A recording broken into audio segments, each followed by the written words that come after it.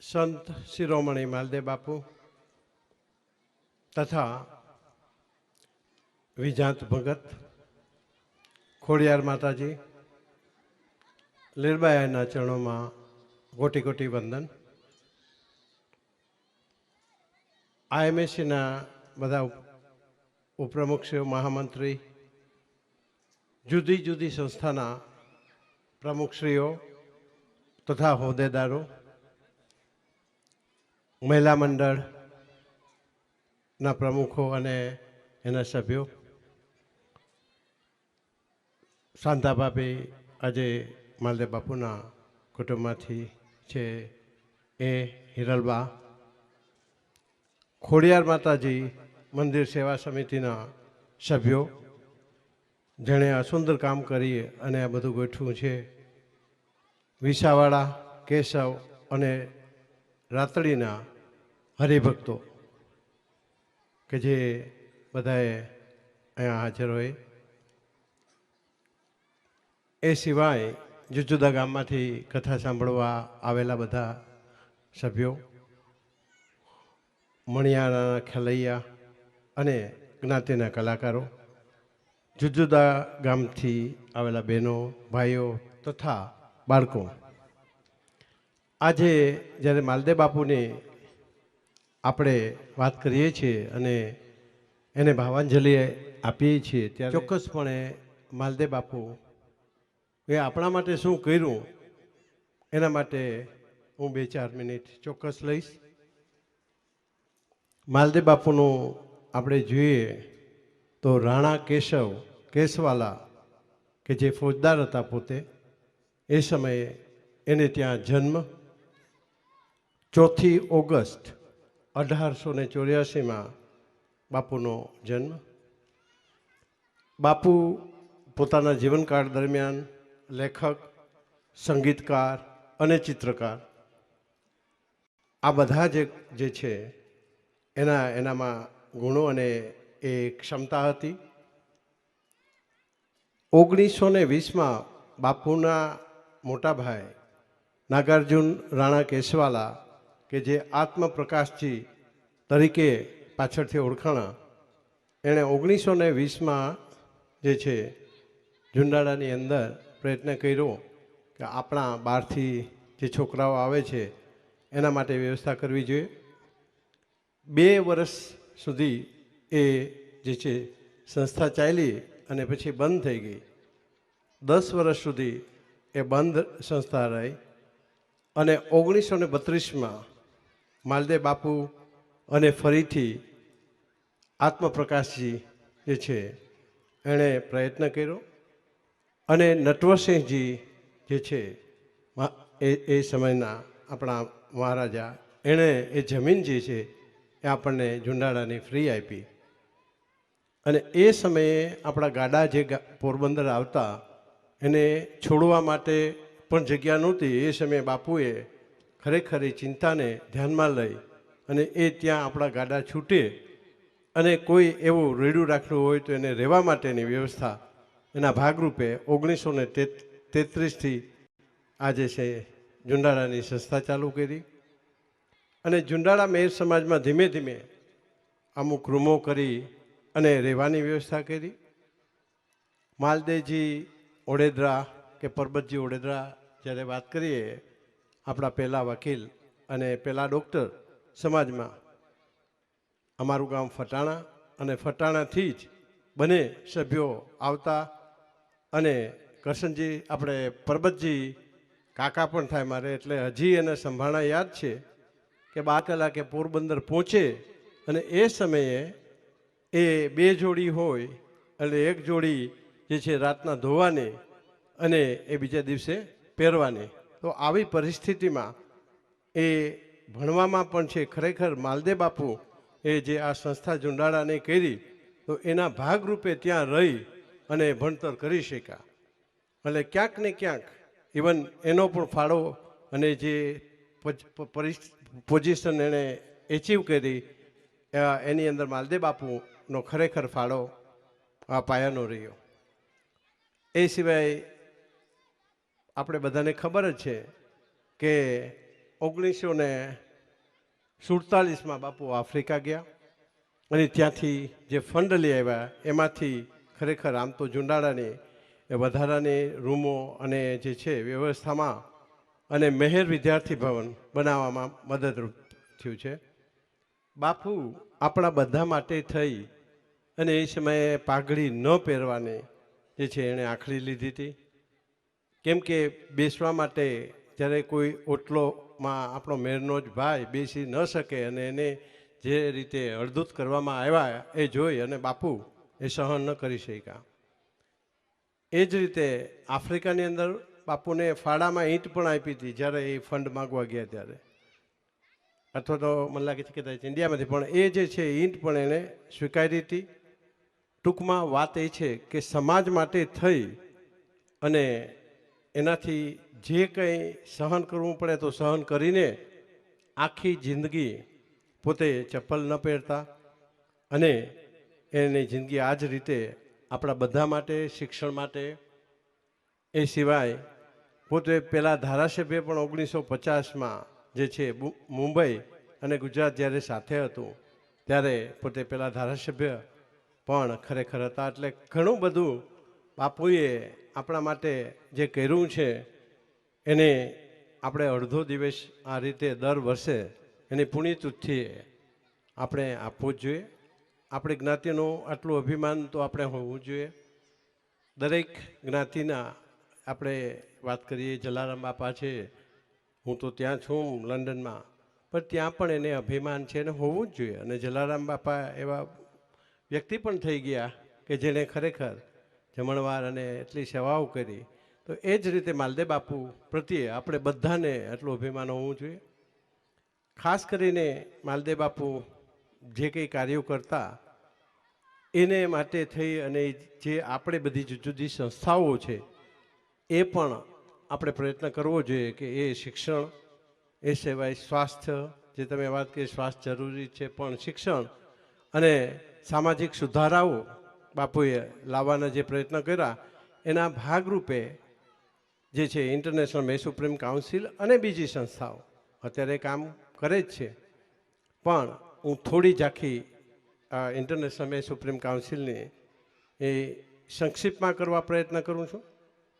મેર જ્ઞાતિ જે છે એના તેજસ્વી વિદ્યાર્થીઓને લોન જે છે આજે શિક્ષણનું છે, શિક્ષણ ઉપર ભાર રાખશું આપણે કે જેથી કરીને શિક્ષણ વિશે વાત થાય. તો એની અંદર લોન આપીએ છીએ. પહેલાં માલદેવ રાણા ટ્રસ્ટ આપતી હતી. મહેર ફાઉન્ડેશન જે છે યુકેથી એ પણ એટલું જ સારું કામ કરે છે. મહેર સ્ટુડન્ટ ફંડ જે છે સોશિયલ આપણે સંસ્થા એ પણ અમુક સ્ટુડન્ટને ફંડ આપે છે. અન્ય બેંક લોનો પણ મળે છે. વ્યક્તિગત સહાય જે છે ઘણા બધા કરતા હોય છે જે સ્ટુડન્ટ હોય છે. અને ફરીથી આ સ્ટેજ ઉપરથી આ સંસ્થાઓને સાથે સાથે જે કોઈ છોકરાઓને ભણાવવા માટે દીકરીઓ કે દીકરો એ જે કોઈ કુટુંબમાંથી એને સ્પોન્સર કરે છે, મારું તો માનવું છે કે એને પણ આપણે આગળ લઈ આવીએ કે એ દરેક જે છે વ્યક્તિનું એટલું જ મહત્ત્વ છે જે આ સંસ્થાઓ કરે છે. અને આપણે બધી સંસ્થાઓ ભેગી થઈને આ બધી સંસ્થાઓ લોન માટેના સારા પ્રયત્નો કરે છે. સ્પર્ધાત્મક પરીક્ષા જે છે સ્પર્ધાત્મક પરીક્ષા એની અંદર ટીસીસી એને જીપીએસસીના ક્લાસીસ અને કેકેટી આ બંને જે છે એ આ સુપ્રીમ કાઉન્સિલ તરફથી મહેર વિદ્યાર્થી ભવનમાં કરેલા. ભરતભાઈ જાડેજા પણ સારું કામ કરે છે અને એના તરફથી પણ ત્યાં રાતડી અને એ બધા જે છે ક્લાસીસ ચલાવે છે. એ સિવાય સફળ ઉડાન, ખેડૂત ગોષ્ઠી, આ બધા જે છે જે રીતે બાપુએ ગાડા છોડવા માટે જગા ઊભી કરી જે જરૂરી હતી અને કોઈ રેડું રાખડું જે છે એને રહેવાનો, એ જ રીતે એના ભાગરૂપે આપણી જ્ઞાતિની અંદર બીજા જે કોઈ કાર્યો હોય આપણે કરવા જોઈએ તો એના ભાગરૂપે આ જે છે એ કાર્યો થાય છે. એ જ રીતે ગ્રામ્ય પ્રાથમિક શાળા માટેનો જે છે શિક્ષણની અંદર 70% જો ગામ પૈસા આપે તો શિક્ષકને 30% સુપ્રીમ કાઉન્સિલ જે ઇન્ટરનેશનલ સુપ્રીમ કાઉન્સિલ આપે છે, જેની અંદર મોઢવાડા, રામવાવ અને પોરબંદરની શાળાઓ જે છે એને આ સહાય મળી છે. અમે હેર વિદ્યાર્થી ભવનનું સંચાલન જે છે એમાં અમે પ્રયત્ન કરીએ છીએ કે આપણા છોકરાઓ જેને કંઈ તકલીફ હોય તો એ ત્યાં આવે અને અત્યારે સારામાં સારી રીતે જમણવારની વ્યવસ્થા રિડ્યુસ રેટે કરીએ છીએ. જે 2000ની અંદર ખાવા પીવું રહેવાનું બધું, અને અત્યારે 70થી 72 જેટલી સંખ્યા છે જે 30-35ની હતી. હું અપેક્ષા રાખું કે એમાં જે છે આપણા આ વિસ્તારમાંથી જે તેજસ્વી છોકરાઓ છે એ પોરબંદર જઈ એનો લાભ લે. અને એ જ રીતે ધોરણ 10 અને 12 છે એને ઘણી વખત સેમિનાર કરતા હોઈએ છીએ, અમે ઝૂમ મિટિંગ પણ કરતા હોઈએ છીએ. અને હું અપેક્ષા રાખું કે ત્યારે એનો વધારેમાં વધારે લાભ જે છે એ આપણા સ્ટુડન્ટો લે. એ સિવાય જેએમસી એ જે છે આપણી સ્કૂલ, એની અંદર ગુજરાતી મીડિયમ ચાલુ થયું છે આ વર્ષથી, એટલે ચાલુ થવાનું છે આવતા વર્ષથી. આ વર્ષથી પરમિશન મળી ગઈ છે. તો ફરીથી ગામડાઓમાંથી જે કોઈ તેજસ્વી વિદ્યાર્થીઓ હોય અને થોડીક આર્થિક સ્થિતિ જો ઠીક ના હોય તો એને ડિસ્કાઉન્ટ અથવા કન્સેશન આપવામાં આવશે. અને રહેવા માટે મેર વિદ્યાર્થી ભવનનો ઉપયોગ કરી અને એ ભણવા માટે એનો ફાયદો ઉઠાવે. અને એના માટે જેએમસી સ્કૂલ જે છે એના મને ખાતરી છે કે ટ્રસ્ટી અને ત્યાંનું ટીમ છે એ એના બાબત વધારે માહિતી નજીકના ભવિષ્યમાં બધાને આપશે. સમૂહ લગ્ન જે છે એ 18મી તારીખે કરીએ છીએ, 18મી ફેબ્રુઆરી 2024 અને 31મી જાન્યુઆરી 2024 સુધી લગ્ન લખાવાના છે. તો એનો પણ જે છે વધારેમાં વધારે ફાયદો લે અને નામ જે છે એ નોંધાવે. એ સિવાય જીવનસાથી સંમેલન જે છે એ અમદાવાદમાં 24મી ફેબ્રુઆરી 2024માં રાખ્યું છે. એક આપણી એપ છે, એ એપનું આમ તો ફ્લાયર ઘણી વખત અમે મૂકેલું છે મીડિયાની અંદર. તો એની અંદર તમે જોડાવ. ખાસ કરીને જે દીકરા દીકરીઓ કે જેને લગ્ન માટે એ જે છે જીવનસાથી શોધતા હોય તો એમાં જોડાઈ અને આ સંમેલન જે આપણે છે જીવનસાથીનું એ અમદાવાદની અંદર છે. તો આ વખતે ગ્રેજ્યુએટનું રાખ્યું છે. તો એની અંદર પણ જે છે બધા જોડાય એવી ખાસ કરીને આ મંચ ઉપરથી હું આપ સૌને માહિતી આપું છું. એ સિવાય એપ્રિલમાં કૃષિ મેળો રાખવાનું ઈચ્છીએ છીએ અને એની અંદર પણ આપણા ખેડૂતો ખરેખર એનો વધારેમાં વધારે લાભ લે એવી હું અપેક્ષા રાખું. સમાજની અન્ય સંસ્થાઓ જે છે, મારી શક્તિ સેના, ઘેડ સામાજિક વિકાસ સમિતિ, બરડા વિકાસ સમિતિ, મહેર હિતરક્ષક, નિર્ભયા યુવા ગ્રુપ, આ બધાની અંદર જુદા જુદા કાર્યો થાય જ છે. જેવા કે સમાધાનના કાર્યો, જે શક્તિ સેના એમાં ખાસ કરીને પુષ્કળ મહેનત કરે છે. અને ખરેખર હું મંચ ઉપરથી આખી ટીમનું એમ કહી શકું કે એક જવાબદાર વ્યક્તિ તરીકે અમારી પણ એ જ રીતે સમાધાન કમિટી છે અને એ તો છેલ્લા 22 વર્ષથી કામ કરે છે. પણ છતાં પણ શક્તિ સેના અને અમારી આ બે સંસ્થા વગર પણ હું કહીશ કે દરેક ગામની અંદર ખરેખર સમાધાન થવા જોઈએ, દરેક પંચાયતમાં સમાધાન થવા જોઈએ, દરેક કુટુંબની અંદર સારા માણસો હોય એણે સમાધાન કરવા જોઈએ. સમાધાનનું જવાબદારી કોઈ 2-5 જે સંસ્થાઓ છે એના ઉપર નહીં, પણ સમાજના દરેક કુટુંબ અને સારા વ્યક્તિઓમાં જો એ લેવલે પહોંચશે તો મારું માનવું છે કે આ સંસ્થાઓને આટલું એને બદલે બીજા ઘણા કામ કરી શકશે. એટલે ફરીથી જે છે આ એક મોટું કામ છે, કન્ટિન્યુઅસ ચાલુ રહે છે, બહુ અઘરું કામ છે, સહેલું નથી. પણ એની સાથે સાથે પારિવારિક પ્રશ્નો હોય, એમ્બ્યુલન્સની સેવા શક્તિ સેના ખૂબ સુંદર રીતે આપે છે. એ જે છે એમાં પણ જે છે વધારેમાં વધારે બધા લાભ રહે. એ જ રીતે જે છે ખાસ કરીને ઘેડ સામાજિક વિકાસ સમિતિ છે એ સન્માન સમારંભ રાખતા હોય છે વિદ્યાર્થીઓના, ખેલકૂદ સ્પર્ધાઓ. અને જ્યારે ઘેડ વિકાસ સમિતિની વાત કરું, 7મી જાન્યુઆરીની જે છે એ સરસ એ લોકોએ ખેલકૂદની કોમ્પિટિશન રાખી છે. તો એની અંદર 3 જાન્યુઆરી સુધીમાં પોતપોતાનું હજી નામ નોંધાવી શકે છે અને વધારેમાં વધારે આ ખેલકૂદ જે છે સ્પોર્ટ્સ એની જરૂરિયાત છે જ આપણા સમાજમાં અને એનો પણ લાભ લે. એ સિવાય બાળ વિકાસ સમિતિમાં વ્યસન મુક્તિ, હિતરક્ષણ અને નિર્ભયા એના ગ્રુપ પણ છે, પોતપોતાના લેવલે એ કામ કરતા જ હોય છે. દરેક સંસ્થાઓ અને બીજી સંસ્થાઓ પણ આવી કોઈ હોય તો ફરીથી આ સ્ટેજ ઉપરથી હું એટલું ચોક્કસ કહીશ કે એ બધી સંસ્થાઓ જે છે એકબીજા સાથે મળે અને સંકલન કરી અને સારામાં સારી રીતે એ જે છે આ મળીને કામ કરશે તો ખરેખર સમાજમાં જે પરિણામ જોઈએ છે એ આવશે.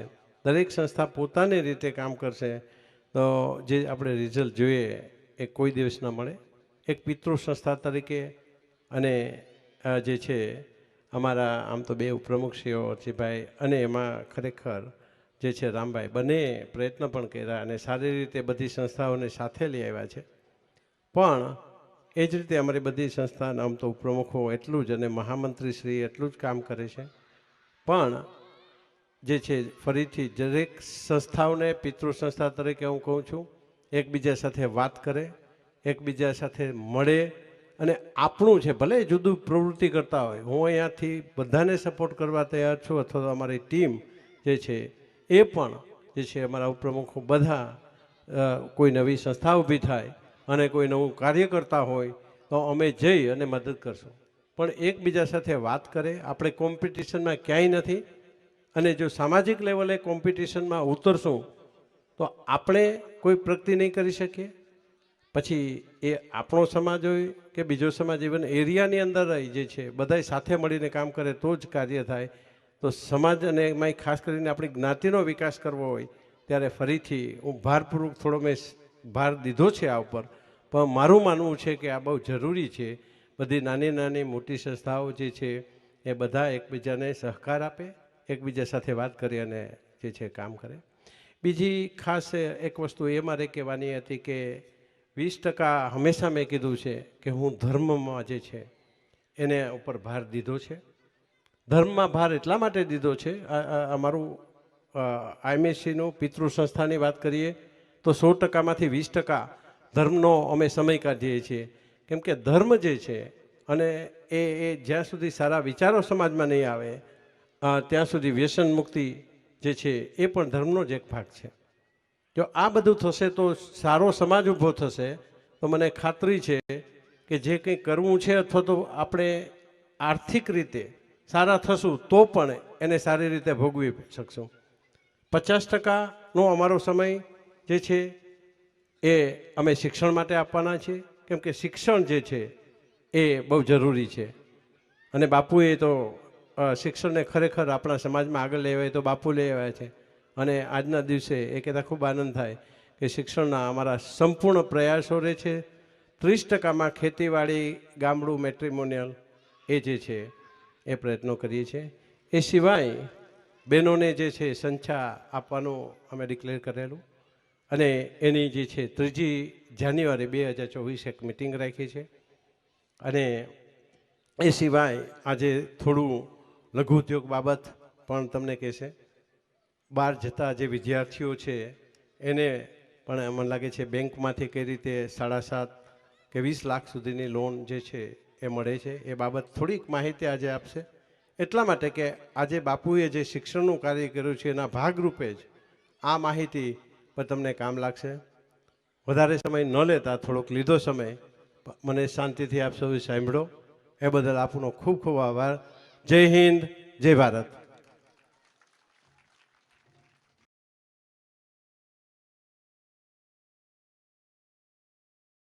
અત્રે ઉપસ્થિત ખાસ આમંત્રિત મહેમાનો તથા બધા આપણા સમાજના ભાઈઓ અને બહેનો, આ બાપુની પુણ્યતિથિએ હું આપ સૌનું સ્વાગત ઇન્ટરનેશનલ સુપ્રીમ મેયર કાઉન્સિલ વતી અને અમારી સંસ્થા વતી આ બધાનું સ્વાગત કરું છું.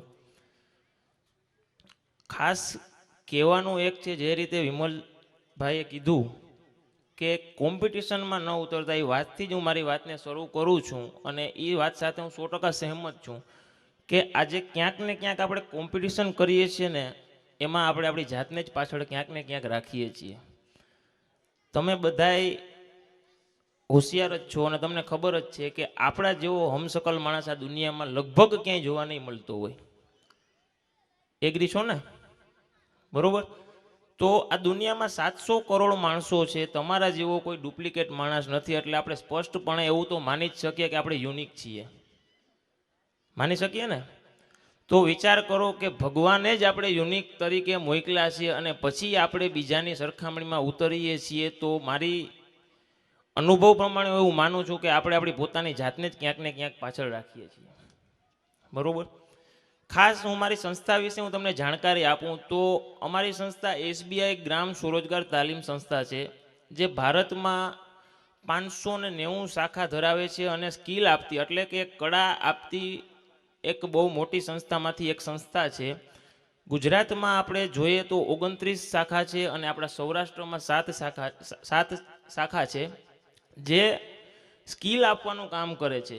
આજે આપણે જોઈએ જ છીએ કે આપણા સમાજમાં ઘણા બધા દીકરા અને દીકરીઓ 10 pass, 12 pass, college pass, masters pass કરેલા પણ હોય છે. છતાં આપણે પૂછીએ ને કે તું શું કરે છે ત્યારે એ શરમાઈને કંઈ બોલી નથી શકતા. એનું એક જ કારણ એવું છે કે અત્યારે નોકરી મળવી બહુ અઘરી છે. કોમ્પિટિશન, મેં કીધું ને કે કોમ્પિટિશન વધી ગયું છે. બરોબર. તો પોસિબલ જ નથી કે જેટલા ભણે છે બધાને નોકરી મળે. આ વસ્તુ પોસિબલ જ નથી અને શક્ય નથી. અને ભણ્યા પછી જો નોકરી ન મળે તો ટુ બી ફ્રેન્ક હું કહું તો ડિપ્રેશનના શિકાર આપણે બનીએ જ છીએ. અને તો ઓનલી રીઝન કે એક જ કારણ છે ડિપ્રેશનના શિકાર બનીએ છીએ, એનું કારણ એક જ છે કે આપણી પાસે ક્યાંક ને ક્યાંક નોકરી લેવા માટેની કળા નથી. જે રીતે સરે કીધું વિમલભાઈએ કે શિક્ષણ એક પાયાનો સ્તંભ ગણાય, એ જ રીતે હું થોડોક કોન્ટ્રાડિક્ટરી થઈને એક વસ્તુ તમને કહું કે ભણવું એ તો જીવનનો એક પાયો છે, પણ ન ભણ્યા હોય છતાંય તમે કંઈક કરી જાઓ એ જ સાચી જિંદગી કહેવાય મારી દ્રષ્ટિ પ્રમાણે. કેમ કે આપણી પાસે એવા ઘણા બધા એક્ઝામ્પલ્સ છે, દાખલા છે. ફોર એક્ઝામ્પલ, એક નાના એવા ગામ કુકસવાડામાંથી જો ધીરુભાઈ અંબાણી આજે ભારતને મુઠ્ઠીમાં લઈ શકતા હોય તો એજ્યુકેશન એક જ એવું માધ્યમ નથી કે જેનાથી તમે આગળ વધી શકો છો. અને મારી સંસ્થા એક જ કામ કરે છે, સ્કિલ. આ જમાનામાં જો સ્કિલ નહીં હોય ને તો આપણે નહીં કામ કરીએ. તમે ને હું બધા જોતા જ હશું કે આજે આપણા ગામમાં એક વેલ્ડિંગનું કામ કરતો હશે, પ્લમ્બિંગનું કામ કરતો હશે, કડિયાની અછત છે. આ બધાની તમે દાડી સાંભળો ને તો 1000 રૂપિયા, 1200 રૂપિયા એવી છે. એને પૂછજો તમે કે કેટલું ભણેલો છે, તો હિસાબ માનતાય ન આવડતું હોય. તો આમાં માસ્ટર્સ કરેલો, કોલેજ કરેલો દીકરો તમે પૂછો કે શું કરે છે તો કે બેરોજગાર છે. અને જે નથી ભણ્યો આજે 1000 રૂપિયા ને 2000 રૂપિયા દાડી લે છે. તો આપણે સ્પષ્ટપણે એક વસ્તુ તો સમજી જ શકીએ કે જો માણસમાં કળા હોય ને તો ક્યાંય ઊભી નથી રહેવાનું. બરોબર. તો અમારી સંસ્થામાં 18 થી 45 વર્ષના ગ્રામ્ય વિસ્તારના માણસોને અમે ટ્રેનિંગ આપીએ છીએ. ટ્રેનિંગમાં ઘણી બધી ટ્રેનિંગ એવી છે જે બહેનો માટે પણ અલગ છે અને ભાઈઓ માટે પણ અલગ છે. ખાસ કરીને જે ખરેખર ભણી ગણીને બેરોજગાર છે એ હેતુથી આ સંસ્થા કાર્યરત છે. અને બહેનો માટે જો વાત કરીએ આપણે કે કઈ કઈ ટ્રેનિંગ આપણે આપીએ છીએ તો અગરબત્તી બનાવટ જે 10 દિવસનો જ કોર્સ છે. આપણે અગરબત્તી તો કરીએ જ છીએ પણ 10 દિવસમાં શીખીને વેચી શકીએ એ કલ્પના વગરની વાત છે. બરોબર. અગરબત્તીની ડિમાન્ડ એટલી હદ સુધી છે કે આ ધંધામાં કોઈ દી મંદી આવતી જ નથી. સ્વાભાવિક છે ને. જો આપણે કસ્ટીમાં હોઈએ ને તો 2 ની જગ્યાએ 4 કરીએ. આ કોરોનો કે આવ્યો હતો ત્યારે આપણે પાસે એક જ સ્કોપ હતો, હરિભજન. બરોબર ને. જેને નોકરી હતી એની મુકાઈ ગઈ હતી તો આપણો સ્કોપ વધી ગયો હતો. પ્લસ હમણાં ઓલું બિપોર જોઈ આવ્યું હતું, વાવાઝોડું. ત્યારે આપણે ભગવાનના નામ નહોતા આવડતા ને એ ઓટોમેટિક ચાલુ થઈ ગયા હતા. એટલે કહેવાનો દ્રષ્ટિકોણ એવો છે કે આપણે જે કોર્સ કરીએ ને એ કોર્સ એવો કરવાનો હોય, ટ્રેનિંગ એવી કરવાની જેમાં આપણે માર્કેટ ગોતવી ન પડે, સામેથી માર્કેટ ઊભી થયેલી હોય.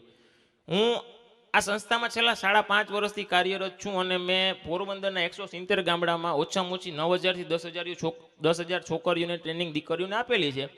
હું આવી રીતે બધે ફંક્શન કરતો હોય ને તો હું પૂછું કે તમારે ટ્રેનિંગ કેવાની લેવી છે, તો હવે લેડીઝની મેન્ટાલિટી તો 2 જ ટ્રેનિંગ ઉપર આવીને ઊભી રહી જાય. સ્વાભાવિક છે. ક્યુ બ્યુટી પાર્લર અને બીજું છે સીવણ. હવે એક જ ગામમાંથી 30 બહેનોને સીવણની ટ્રેનિંગ આપો તો એની પાસે કોઈ ડ્રેસ સીવડાવવા ન આવે, થીગડા મરાવવા આવે. કેમ કે ઘરે ઘરે બધાને ટેલરિંગનું કામ આવડતું હોય. સેમ વસ્તુ બ્યુટી પાર્લરમાં છે કે એક જ ગામમાંથી 30 બહેનો બ્યુટી પાર્લરની ટ્રેનિંગ લે. પહેલેથી તો 5 હોય જ. તમે નવા શીખ્યા હોય, 5 જીપ કમાઈ ગયેલા હોય, તમને ઊભા તો નથી જ દેવાના. બરોબર, છતાંય આપણે બાર્ગેનિંગ કરીએ, 10નો આઈબ્રો થતો હોય 5માં કરીએ, બાંધછોડ કરીએ. તો પછી ઘરે ઘરે બ્યુટી પાર્લર વાળા હોય તો આપણે કમાશું કેમ? સંસ્થાનો મેન ઉદ્દેશ્ય જ એક છે કે તમે ટ્રેનિંગ લ્યો અને આત્મનિર્ભર થાવ. બીજું એક પણ ઉદ્દેશ્ય નથી. તો બહેનો માટે અગરબત્તી બનાવટ છે, બ્યુટી પાર્લર મેનેજમેન્ટ છે, એમ્બ્રોઇડરી વર્ક અને ફેબ્રિક પેઇન્ટિંગ છે, કોસ્ચ્યુમ જ્વેલરી એટલે કે આર્ટિફિશિયલ જ્વેલરી. આ બધા કોર્સ છે ને એના સમયગાળા અલગ અલગ છે. અમારી સંસ્થાનો એક યુનિકનેસ એ છે કે એક કઈ ટ્રેનિંગ 45 દિવસ ઉપરની છે જ નહીં. શોર્ટ ટર્મ ડ્યુરેશનની ટ્રેનિંગ અને રિઝલ્ટ બેસ્ટ. બરોબર, રિઝલ્ટ કેમ બેસ્ટ એ હું તમને સમજાવું છું. પછી સોફ્ટ ટોયસ એટલે કે રમકડા બનાવટની ટ્રેનિંગ છે. પછી પાપડ અથાણા મસાલા, જે આપણે 2-3 વાનગીના પાપડ આવડતા હોય, 2-3 વાનગીના અથાણા આવડતા હોય. પણ આ ટ્રેનિંગ લેશો ને તો તમને ખબર પડશે કે રેગ્યુલર વેજીટેબલ્સ આવતા ને એમાંથી અથાણા બને છે. એ આપણે ટ્રેનિંગ લેશો ને તો ખબર પડશે. પછી ફાસ્ટ ફૂડ ઉદ્યમી, અત્યારે જેનો સૌથી વધારે ક્રેઝ છે. આપણે કોરોના ટાઈમમાં તો ઘરે ઘરે સેફ થઈ ગયા હતા, નહોતું આવડતું અખતરાય કરી લીધા હતા અને એમાં શીખાઈ ગયું. બરોબર, હવે આપણે ક્યાંય ઓર્ડર દેવા નથી જવું પડતું. આપણે એમ કે પિઝા હું બનાવી લઈ, કોઈને બોલાવવાની જરૂર નથી. પછી વુમેન્સ ટેલરિંગ એટલે કે બહેનો માટે સીવણકામ અને બાંબુ ક્રાફ્ટ, આ છે બહેનો માટેની. એ જ રીતે સેમ અત્યારના યુગ પ્રમાણે જે ખરેખર સ્કિલની જરૂર છે એવી દીકરાઓ માટે પણ છે. એમાંથી પેલી છે વિડીયોગ્રાફી અને ફોટોગ્રાફી. એનો ક્રેઝ તો જો તમે, સારું એવું પોઈન્ટ મળ્યું, એક વ્યૂ એવો મળી ગયો, 5 થેલામાં શર્ટ હોય જ આપણી પાસે, અલગ અલગ બદલાવી નાખવાના. અને પણ આપણે જે કરીએ છીએ ખરેખર તમારામાં ટેલેન્ટ છે જ, પણ આ ટેલેન્ટને એક સારા વે ઉપર આપણે લઈ જઈશું ને તો એમાંથી આવક ઊભી થઈ શકે છે એવું માનીએ છીએ આપણે. અત્યારે આ સિનરીઓ છે જ. બીજું છે સેલફોન રિપેરિંગ. હવે ગામડામાં એક જણાને આપણા જ ગામમાં ફોર એક્ઝામ્પલ સેલફોન એટલે કે મોબાઈલ રિપેરિંગનું કામ આવડતું હોય તો હું માનું ને લગીને 200 રૂપિયા ક્યાંય નથી ગયા. આપણે ગામમાં જાય ને સિટીમાં એમ કહે ને કે ભાઈ આમાં ચાર્જિંગ નથી થતું, એટલે એમ કે કલાક પછી આવજો. આપણું ઓરિજિનલ કાઢી લઈએ, ડુપ્લિકેટ એમાં ચોંટાડી દઈએ ને એમ કે 300 દેવાના, અને આપણે દઈએ છીએ ને. તો સેલફોન રિપેરિંગ એ પણ એક બહુ મોટો સ્કોપ છે. એ જ રીતે ડેરી ફાર્મિંગ અને વર્મી કમ્પોસ્ટ, આ બહેનો અને ભાઈઓ બેય કરી શકે છે. વર્મી કમ્પોસ્ટ એટલે કે અળસિયાની ખેતી. અળસિયાની ખેતીની માર્કેટ અત્યારે બે હદ છે કે આપણે ઓર્ગેનિક કરીએ છીએ ને તો આ 10 દિવસની ટ્રેનિંગ છે, એમાં તમે તમારું આખું મૂવમેન્ટ આગળ વધારી શકો છો. એ જ રીતે વેલ્ડિંગ કામ છે, ફેબ્રિકેશન છે, મેન્સ પાર્લર, ભાઈઓ માટેનું પાર્લર છે, ભાઈઓ માટેનું સીવણ કામ છે, 2 વ્હીલ ટેકનિશિયન. આપણા ગામડામાં કેટલી ઓછા હોય 2 વ્હીલ ટેકનિશિયન. પંચર થઈ ગયું હોય ને તો ટાયર ખોલાવવું પડે, વાં લગીને લઈએ ટ્યુબે બદલાવવું પડે. બરોબર, આવી ઘણી બધી ઓછામાં ઓછી 60થી વધારે જાતની બધી ટ્રેનિંગ છે. સંસ્થામાં રહેવા જમવાની બધી સુવિધા મફત છે. પ્લસ ટ્રેનિંગ લીધા પછી તમારી એક એક્ઝામ થાય પછી તમને સર્ટિફિકેટ મળે. જે સર્ટિફિકેટ MORD તરફથી મળે છે, મિનિસ્ટ્રી ઓફ રૂરલ ડેવલપમેન્ટ, જે આખા ભારતમાં વેલિડ ગણાય છે.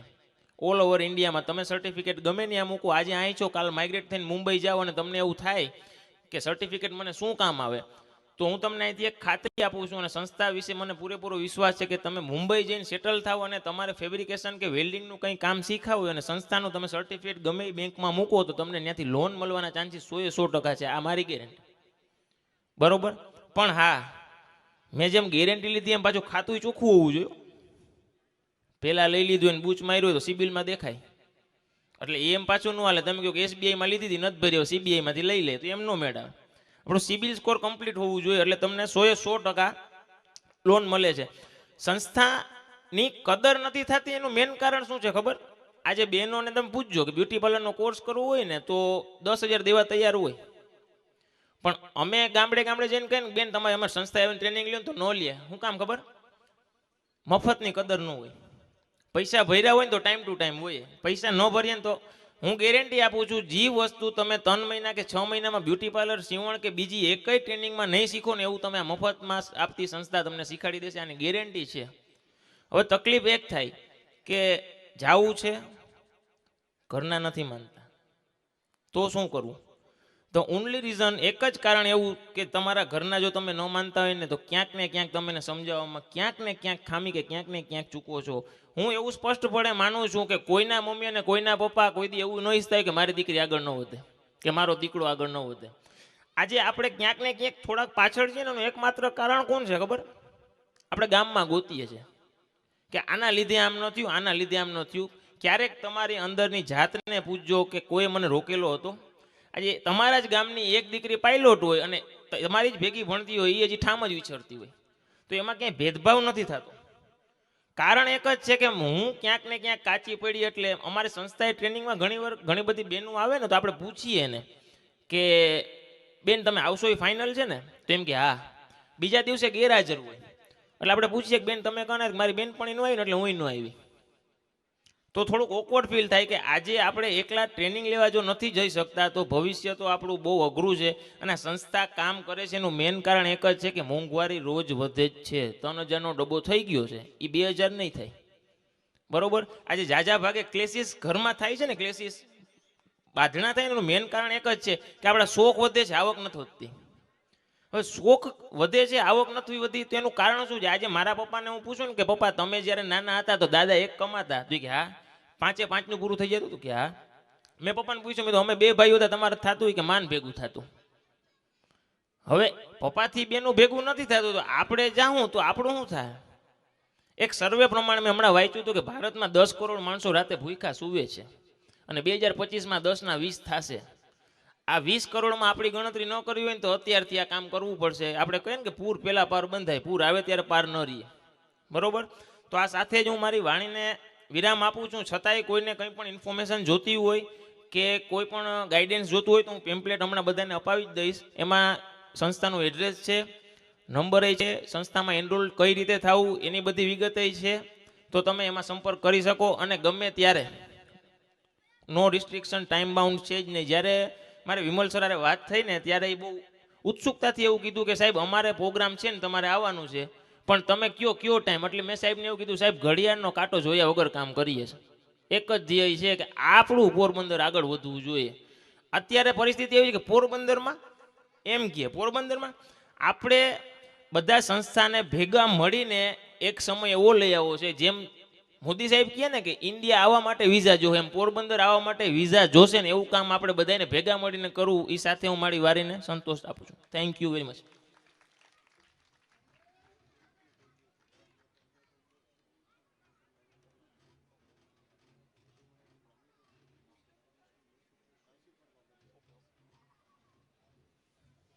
સોરી, એક વાત મને બહુ સરસ એવી એને સમજાવી છે, સાહેબે મને કીધી, મારા નોટિસ બહાર રહી ગઈ હતી કે ગ્રામ્ય કક્ષાએ જો પણ ટ્રેનિંગ જોતી હશે ને તો શોર્ટ ટર્મ પીરિયડની જે હોય ને 10 દિવસની છે, 13 દિવસની છે, 15 દિવસની છે, એ આપણે ગ્રામ્ય કક્ષાએ પણ કરી શકીએ એમ છીએ. અને વધુ માહિતી કે બીજી કંઈ પણ તમારે માહિતી જોતી હોય તો હું મેહુલભાઈને કહી જ દઈશ. એ આપણે મેયર સુપ્રીમ કાઉન્સિલમાં આપણે જે આપણું હોસ્ટેલ છે ત્યાં મારું ઇન્ફ્રાસ્ટ્રક્ચર અને મારા પેમ્પલેટ્સ બધું આપીશ. એ છતાંય વધારે કંઈ માહિતી જોતી હોય તો હું ઓલવેઝ અવેલેબલ છું. અને મેહુલભાઈ તો મારી જેમ જ છે કે તમે કયો ત્યારે સાહેબ કરવા તૈયાર છીએ, પણ કંઈક થવું જોઈએ. એટલે મોટી ટ્રેનિંગ હોય તો એમાં તકલીફ એક જ પડે કે આપણે છે ને ઇન્ફ્રાસ્ટ્રક્ચર એવેબિલિટી વધારે જોઈએ. 1 મહિનાનો કોર્સ કરવો હોય તો એ બધી સિક્યુરિટીઝને એમાં જોખમ થોડુંક વધી જાય છે. બાકી નાની ટ્રેનિંગ જે છે એ આપણે ઓફ કેમ્પસ એટલે કે ગામડે જઈને કરી શકીએ છીએ. તમારે આવીને ખાલી તમારો સમય દેવાનો છે અને પૂરેપૂરી ધગશથી કામ કરવાનું છે કે મારે આ ટ્રેનિંગ લઉં છું તો આવતા બેસતા વર્ષ મારા પૈસે મારા પપ્પા અને મમ્મી કપડાં પહેરવા જોઈએ. Thank you.